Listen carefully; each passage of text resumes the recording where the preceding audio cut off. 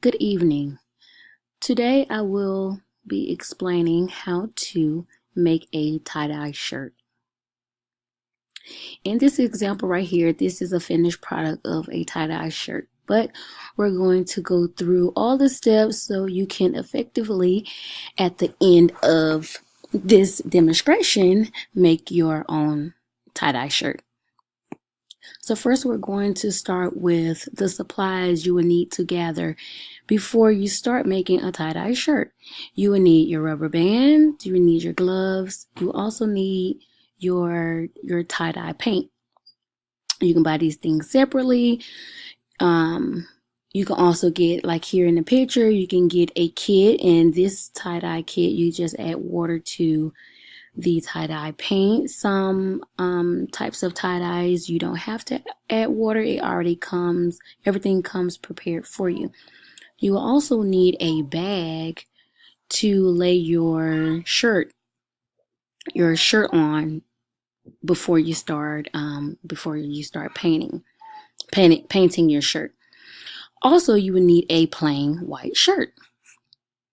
So the next step will be the way you fold your shirt. Now, with this step, I will be giving you an example of how to fold your shirt, but however, you can fold it any kind of way, any kind of style that you would like to do your shirt for the design. But in this example, we're going to be using a spiral type of design to have that effect at the end. So in step 3, you're going to fold your shirt. So you're going to pinch the middle of the shirt and you're going to twist it clockwise. And you're going to continue to twist it until you go into step 4. And this should be the finished product of you twisting your shirt. The next step would be to use your rubber bands. So with using your rubber bands, this will help hold the shirt in place while you color the shirt.